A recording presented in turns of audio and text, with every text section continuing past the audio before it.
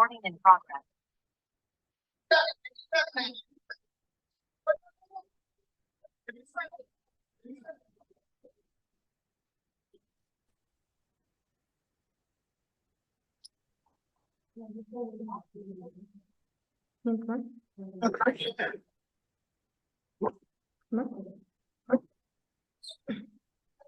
Сәлеметсіздер ме? Мен физика пәнінің мұғалімі Серікбай Умира.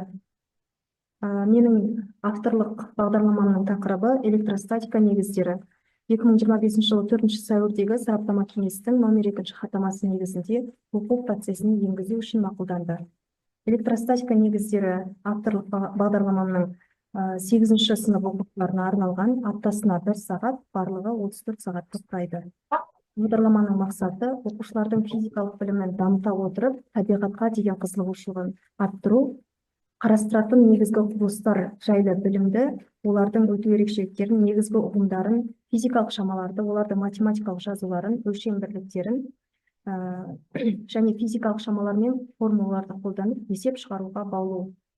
Бағдарламаның міндеттері оқушылардың логикалық ойлау дағдысын қалыптастыру және жетілдіру, физика ғылымына деген қызығушылығын дамыту, негізгі құбылыстарды, олардың өту ерекшеліктерін, негізгі ұғымдарды, шамаларды, олардың математикалық жазуларын, өлшем бірліктерін және тәжірибелік әдістерін және өлшеу нәтижелерін өңдеу, физика заңдарын нақты физикалық есептерге қолдануды, құралдармен жұмыс істеуді ұға білу, негізгі физикалық заңдылықтарды, олардың табиғатта байқалуын және техникада қолданылуын, және сонымен қатар математикалық сипатталуын білу. Курстың ерекшелігі электростатиканың негізгі түсініктері мен заңдылықтарын меңгеру, электростаттар мен электронды оптикалық приборларды және зарядтың бөлшек үдеткіштерін практикада қолдану, оқушылардың логикалық ойлау дағдысын қалыптастыру және жетілдіру, оқушылардың зерттеушілік шеберлігін шыңдау және ақпаратты талдау. Бағдарламаның маңызы, бағдарламаның ерекшелігі біріншіден оқушы электростатиканың негізгі түсініктерімен танысады және сабақ барысында түсінуге қиындық туғызған формулаларды еске түсіруге көмектеседі. Сабақта оқушының тақырып бойынша алған білімін ескеріп, білім деңгейін тереңдете отырып, ғылымға деген қызығушылығын арттырады. Келетін нәтиже электр өрісінің пайда болуымен маңызы туралы ақпараттар беру және электростатикаға байланысты ақпаратты меңгере отырып, заңдылықтармен танысып, есеп шығару кезінде формулаларды қолданады. Сонымен қатар зертханалық жұмыстарды жасайды. Назарларыңызға рахмет.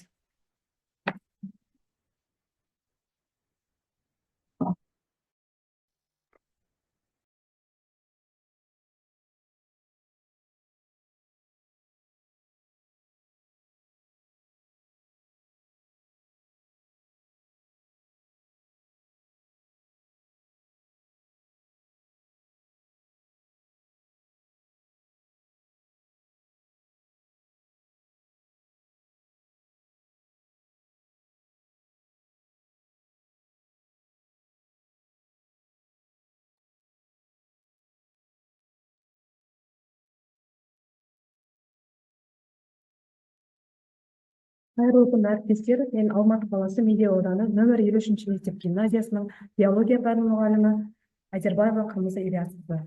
Менің бүгінгі авторлық жолымның тақырыбы биомедицина және биоинформатиканың даму қарқыны өзекті мәселелері.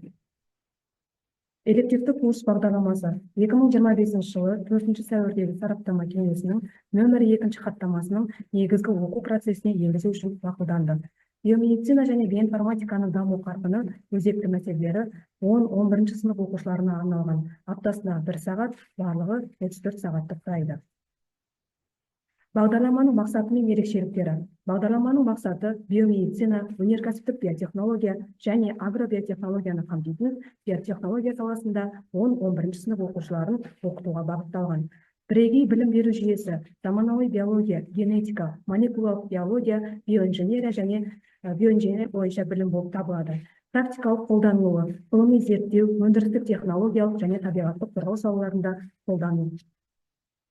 Бағдарламаның міндеттеріне тоқталатын болсақ, биомедицина және биоинформатика саласындағы заманауи бағыттар түсіндіру, оқушыларға биомедициналық зерттеудің ғылыми негіздерін меңгерту, биоинформатиканың құралдарын тәжірибеде қолдану дағдыларын қалыптастыру, заманауи биотехнологияларды және инновацияларды таныстыру, саланың өзекті мәселелерін анықтау және талдау, ғылыми зерттеу жұмыстарын жүргізуде ынталандыру.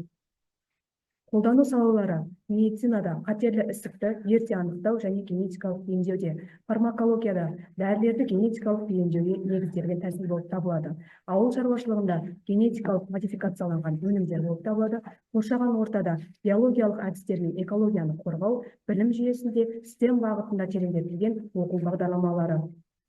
Күтілетін нәтиже: оқушылардың биомедицинаның негізгі ұғымдарын, соның ішінде генетика, молекулалық биология, протеомика туралы білім алады. Сонымен қатар, биоинформатика саласындағы деректерді өңдеу, талдау және биологиялық жүйелерді модельдеу әдістерін түсінеді. Биомедициналық зерттеулер жүргізуде, соның ішінде геномдық деректер мен науқастар туралы жеке ақпараттармен жұмыс істегенде туындайтын этикалық мәселелерді түсінеді. Оқушының зерттеушіге деген жауапкершілігі, деректердің құпиялылығын жан-жақты зерттеп, талдау жасайды. Назар қойып тыңдағандарыңызға рахмет.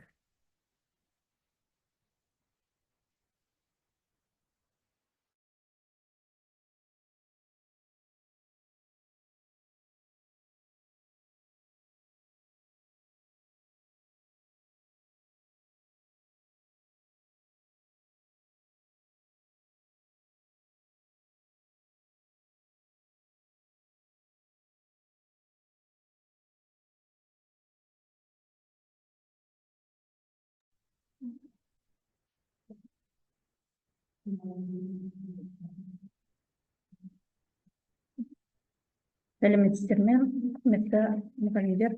Мен 53-ші мектеп гимназия математика пәнінің мұғалімі Досжанова Анипа Айтқызына. Тригонометрия, менің бүгінгі тақырыбым тригонометриялық теңдеулер теориясы, элективті курс бағдарламасы 10-11 сынып оқушыларына арналған. Курсының мақсаты оқушыларға типтес есептерді көптен шығару арқылы қабілеті мен мүмкіншіліктерін ескере отырып, математикалық білімнің деңгейін арттыру, теориялық білімін тереңдетіп, оған алған білімін практикада қолдана алуға дағдыландыру. Курстың міндеті жетелей оқытуды іске асыру. Оқушылардың негізгі математикалық курсына алған білімдерін шыңдай отырып, олардың пәнге деген қызығушылығын арттыру. Математикалық қабілеттерін дамыту және жетілдіру, оқушыларға есеп шығару тәсілдері мен әдістерін меңгеруіне көмектесу, есептерді өз бетінше шығару дағдыларын дамыту, тестпен жұмыс жасау дағдысын қалыптастыру, жадысы мен аналитикалық ойлауды дамытуға көмектесу. Курстың маңыздылығы: тригонометриялық теңдеулер теориясы математиканың маңызды бөлімдерінің бірі болып табылады. Оқушыларға тригонометриялық функциялар мен олардың